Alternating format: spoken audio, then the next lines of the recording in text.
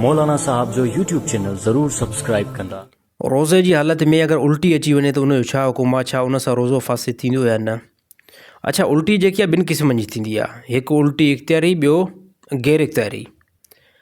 इख़्तियारी उन उल्टी खे चइबो आहे जेकी बंदे जे पंहिंजे फ़ेल सां मुतासिर हूंदी आहे, यानी उन में बंदे जो पंहिंजो फ़ेल मुलविज़ हूंदो आहे। मसलन तौरु हथ जे ज़रिए सां उल्टी खे आणनि, ओकारनि जे ज़रिए सां उल्टी खे आणनि ऐं अहिड़ी कैफ़ियत बणाइणु जंहिंसां बंदे खे उल्टी अचे। इहा जेकी बि तरतीब अगरि कोई बंदो उल्टी आणण जी बणाईंदो त इन में उनजो रोज़ो फासिद थींदो। इन खे उल्टी चइबो आहे इख़्तियारी, यानी जेकी तव्हांजे फ़ेल सां तव्हांखे आई आहे उल्टी। बाज़ औक़ात उल्टी ईअं बि ईंदी आहे कि बंदे खे अगरि उल्टी न अचे त उहो जेको आहे पंहिंजो हथु पंहिंजे वात जे अंदरि इस्तेमालु कंदो आहे, या अहिड़ी तरह ॿी का तरतीब बि बणाईंदो आहे जंहिंसां मूंखे उल्टी अचे। जेकॾहिं अहिड़ी का तरतीब बणाई आहे त उन में रोज़ो फासिद थींदो।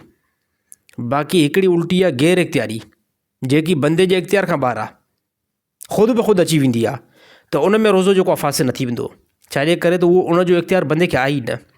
तबियत ख़राबु थी वई, अचानक बुख़ारु थी वियो, उन बुख़ार में ख़ुदि ब ख़ुदि उल्टी आई, तव्हांजो कोई बि फ़ेल उनजे अंदरि इस्तेमालु न थियो आहे, तव्हांजो कोई बि हथु उनजे अंदरि इस्तेमालु न थियो आहे, यानी उहा उल्टी बंदे जे इख़्तियार खां ॿाहिरि आहे। ऐं जेकी बि शइ बंदे जे इख़्तियार खां ॿाहिरि हुजे त इंसानु उनजे लाइ मजबूर आहे।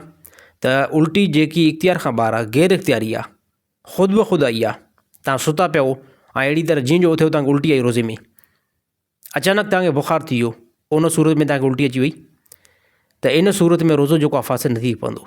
बाक़ी तव्हां पंहिंजे फ़ेल सां उल्टी कयांदो आहे ऐं तव्हां पंहिंजे हथ जे ज़रिए सां उल्टी कयांदो आहे त उन सूरत में रोज़ो फासिद थींदो। उन रोज़े जी रमज़ान खां बाद में क़ज़ा करणी पवंदी।